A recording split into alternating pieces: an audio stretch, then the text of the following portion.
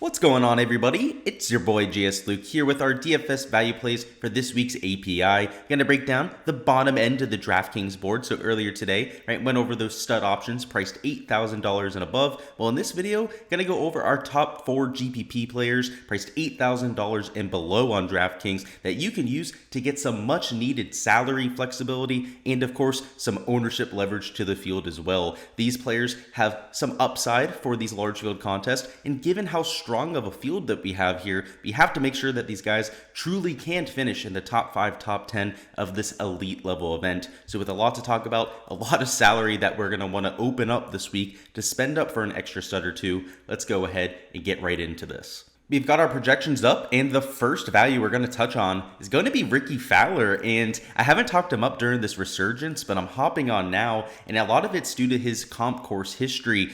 My number one comp course this week, TPC Sawgrass, of course, a course that he's gone out there and won before, and my number 2 comp course is TPC Scottsdale, of course, the site of his last PGA Tour victory. So you're looking at a player that's comfortable on these difficult tracks where around the green play is going to be especially difficult, and one thing I think that gives him a little bit of a boost at the API is he's got a decent course history around here, but on top of that, he's very familiar with the Bermuda grass surface. He tends to putt some of his best there. You can see of late he's been rolling the rock well, so not so much from the stat wise when you look at the Bermuda numbers, but long term, a lot of these top end finishes, whether it's the win at the Players, a lot of the times down at the Honda, has a win down there, have been where he's gone out there and actually broken through for wins. So let's take a look at the event history, which tends to be extremely sticky, very consistent around Bay Hill. He finished in 52nd last year, has made the cut all 5 years. That includes a top 18, a top 14 finish there 5 years ago. And a lot of that was during a rough stretch of golf for Ricky. I mean, even the made cut last year,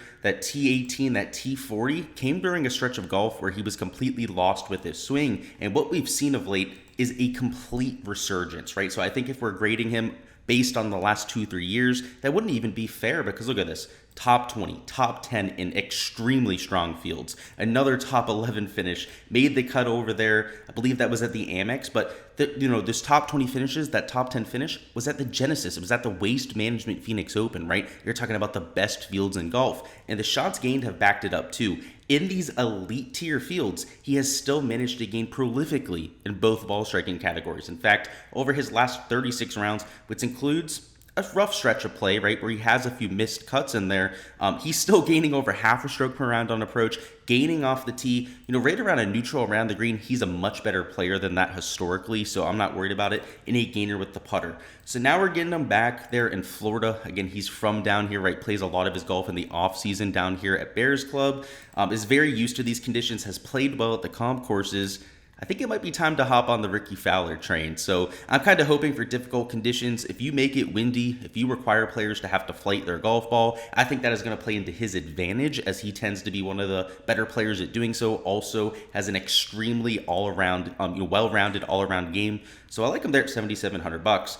Our next value play is going to be Tommy Fleetwood, and you'll see a little bit of a trend here. I'm looking for players that can save par this year, and like kind of what you saw last year and there in 2021, the course is starting to play a little bit more difficult. The new director of agronomy, Chris Flynn, has really tried to make the greens firmer and faster over the years, and he wants us to play as the most difficult course on tour, if not at least in the top 3-5 most difficult courses every year. And what you've seen is that the greens have gone progressively harder to hit. So last year, a 60% GAR percentage, and that includes the fringes. So in terms of your PGA's tour stack keeping, it was closer to a 57% green regulation rate, which is extremely low, especially considering that this is an invitational level field and you only have the PGA Tour's best going out there, right? So if anything, you think that they'd have a much better chance of going out there and hitting greens, but that has not been the case. So you take a look at Tommy Fleetwood's event history. It's been a little bit hit or miss. Top 20 last year, top 10 does have a missed cut mixed in, but a top 3 finish, and nearly another top 25 finish there 5 years ago. So I would say the missed cut, could have just been an aberration, could have been a bad week. But outside of that, has been a consistent top 20 machine. And a lot of it comes down to the skill set. right? The fit for this course. So when we take a look at his shots gained here, $7,500, has been doing his thing tee to green, but most importantly, he is one of, if not the best around the green player in the world. At least per the shots gained metrics, he's one of the best of all time in that category. Now, a lot of those greats back in the day that would have a lot to say about that, right, don't have the stats to back it up, right? They don't have shots gained for back there and even the early 2000s. But Tommy Fleetwood, at least for this generation, is your king in that category. And with the putter, he's a little bit hit or miss, particularly of late. But when you get him on Bermuda, again, he makes, a lot of these guys, right, are living down in Jupiter during the off season. But I can tell you for a fact that Tommy Fleetwood is also one of those players. So very familiar on Bermuda. The stats back it up. Unlike a Ricky Fowler, you can see that he's actually 0.15 shots better on Bermuda than what you've seen over that last 36 rounds. So you gotta like that. You gotta like the, familiarity in the recent form, right? I mean, look at this, right? Gaining 1.5 shots per round. Now, there's guys with better form around him, but you have to scroll up quite a bit to get there, right? You go up to Terrell Hatton, right? He's an $8,000 golfer, and you start to find the guys gaining 2 strokes per round. Let's see what. Minwoo Lee, right? He's all on the DP World Tour, though, right? He's gaining over 2 strokes per round. But if you're looking for a PGA Tour level player, I mean, even Alex Noren, right? A lot of these shots gained are coming from the DP World Tour. And sure, a lot of Tommy Fleetwood's are too. But, I mean, in terms of your shots gained metrics, right, you're not going to find those sort of players outside of those top-end DP World Tour guys. In some of the rounds for Tommy Fleetwood, the thing that makes him, I think, a little bit more impressive, especially compared to like a Moronk, guys like Minwoo Lee that maybe have like 1 PGA Tour start, is most of them, right? Most of the shots gained metrics for Tommy Fleetwood, let's find them down here, $7,500, are coming from the PGA Tour, right? He played there at the Genesis and over there at the Waste Management, so has at least 2 starts over that stretch, as compared to, 1 or 0 starts for guys like Ryan Fox, for example, right? Who are also in the field this week. So like Tommy Fleetwood, we kind of know who he is. Last year finished in the top 5 of 2 major championships, showing that he can get it done in difficult conditions. One of them was during an extremely windy Southern Hills. I believe the other one was the US Open, or maybe it was the Open Championship, another windy condition event. I know that for a fact. It's just when conditions get tough, you want to play Tommy Fleetwood. I mean, we played him at a few other difficult tracks last year, got a few top 10s out of him, and a lot of times it's in the 7K range. Like I know for the Southern Hills for a fact, right? He was in the top end of the 7K range, ended up paying off that week with a top 5 finish. So why not again, right? Similar kind of track, likes Bermuda grass. Count me in on the Tommy Fleetwood train.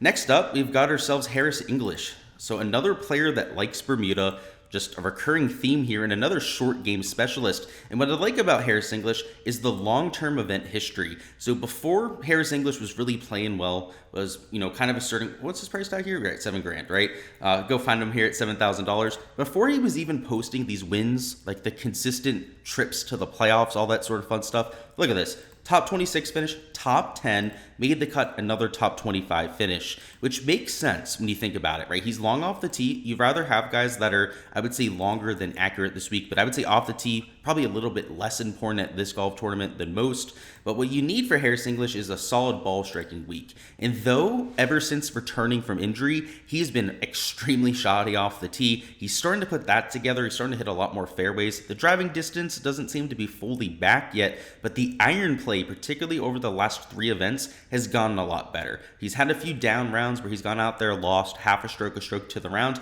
but most of the time he's going out there posting consistent gains. Now, nothing crazy like 3-4 shots gained in a round, but consistent 1.5 shot gains, which is kind of all you're going to get out of him, right? He's not an explosive ball striker, right? He's long off the tee, not the most accurate, which can get you in trouble around here, but you're talking about a 7K range golfer, right? Nearly 6K guy. All of these guys are going to have at least one fault for them down here in this range, but excellent around the green, an excellent putter on Bermuda. And when you can see over here, compared to his 36 round baseline, he's not that much better on Bermuda, but when you look at all the other surfaces for his career, Bermuda grass is his best surface. So you're getting him back on what makes him comfortable. He's from over at Sea Island, Georgia, so just up there in Georgia. So similar type of grass, similar type of agronomy up there, kind of like a Ricky Fowler, Tommy Fleetwood. He should have a level of comfortability on these sort of greens. And though the shots gained metrics, like per round of late, you can see he's losing 1.1 because some of the non-shots gained metrics at tournaments were really in the negative there. He's on an upswing. So this 115 with recent form rank is slightly skewed in my opinion. In these elite tier events where he's actually had some top end finishes of late, I think that's his true upside, right? Like the top 12 there. over there at the Genesis, right? Like that's the kind of upside that he has in this field. And I mean, we've seen him win multiple times over the last few years, and I think that's a little bit far-fetched for somebody like Harris right now. But a top 5 finish, I think, is still within his range of outcomes if he goes out there and he's able to gain with the approach play. And it's all about that with Harris, really. He's not going to be consistent in that category, but when he's able to go out there and spike with the irons, gain 2-3 strokes there, is when he's in the top 5, top 10. Because the approach play, the around the green play, the putting is always going to be there. The driving distance can be a little bit sporadic. I shouldn't say the distance, right? The accuracy can be the sporadic part. He's always going to have that driving distance. So it comes down to that iron play, right? Go out there, gain a few strokes there, and you're good to go. Our last value play here is going to be $6,500, so way down the board in terms of price tag. Mackenzie Hughes, the Canadian. And anytime you get a super difficult course, major championship kind of conditions, I love taking shots on Hughes as a value play because he seems to step up his game there. He's got a game that's created for it because with some of the distance that he's gained over the last year, he's going to be able to contend in some of these majors. And I think that's really his thought process with that, is that if he's going to be this around the green specialist, that's a putting specialist that could take on these really fast greens, these Bermuda greens that have a lot of undulation to them, a major championship firm and fast kind of conditions of getting up and down, then he's going to need the length too, right? Because most of those courses are relatively long. And Bay Hill is a major championship type of test. So if you look at the shots gained metrics, you're not going to be surprised. He's just a short game wizard, right? Gaining around the green, gaining nearly 2/3 of a stroke per round with the putting. Now the ball striking stats haven't been there ever since he's gone out there, broken through there during the fall, right? Was excellent, had those top end finishes. I'm not that worried about it, right? In major championships in the past, he's come in with missing like 5 or 6 straight cuts and then broken through for top end finishes, like out of nowhere. Dylan Fratelli's kind of the same way. He has a weird knack for going out there and finding success out of nowhere at majors. And I think it just comes down to the skill set fit, right? Like Tommy Fleetwood, consistent winner here. You can see Harris English, right? Weirdly enough, has that consistent course history of just making cuts, finishing top 20 at this event. Mackenzie Hughes, though he doesn't have nearly the same kind of track record, right? He's a little bit of a newer face on the PGA Tour. He did play here 5 years ago and make the cut. So, he doesn't have anything negative that we can really say about him at this point. It's not like he's gone made cut, missed cut 4 times over the years, that sort of thing. So it's strange that he hasn't played here all that often. I think it comes down to the scheduling, right? Prioritizes other tournaments during the fall swing, like maybe like the Honda Classic that fits his game just a little bit better, right? It's a shorter golf course. But given how he's played at a Farmers, right? Actually, it was for the U.S. Open over there on the West Coast, right? He kept himself in that major championship for the U.S. Open. He's kept himself in PGA championships that are a little bit lengthier before. And now that he's added that length, I think he's going to be even more able to, do so and to go out there and stay in contention despite maybe not being the best off the tee player. So if you take a look at the recent form, you'll see why he's priced down, right? Because the approach play hasn't been there, missed cut, top 50th. Hasn't played that much, so hopefully he's been working on his game, can get back to, at least being an average off the tee player, right? Just hit a few more fairways, spike with the approach play like we know he can do, and Mackenzie Hughes could end up being a top 10, top 5 finisher and paying off just like an Eric Cole did last week at $6,500. Alrighty guys, that is all I've got for this week's Value Plays video. Before you're hopping out of here, go ahead and comment down below who you're taking priced $8,000 and below on DraftKings. Give me your favorite option, right? Whether it's a Ricky, whether it was somebody like a Tommy Fleetwood, Mackenzie Hughes, or completely off my list. Would love to hear what you guys are thinking. You guys have some bright ideas down there. I know last week I loved Eric Cole. He was my top value pick. This week, I'm going to take Mackenzie Hughes, right? I'm going to go with another 6K option, try and run it back with one of those, true diamonds in the rough down there. But go ahead and let me know your thoughts down there. Appreciate it. Appreciate you guys stopping by, consuming the content, supporting the channel like you guys always do here. If you haven't already smashed that like button, go ahead and do so before you, head out the door as well. And also make sure you are subscribed to the channel so you don't miss any of the content in the future. We'll have our live stream Wednesday evening at 7 p.m. Eastern, fades and sleepers dropping at some point tomorrow, and our prop preview for round 1 of this event dropping for prize picks and for underdog. So a lot of content to come. Again, I appreciate you guys stopping by, showing all the love that you do. Best of luck with those DFS lineups, any outright bets you decide to go with.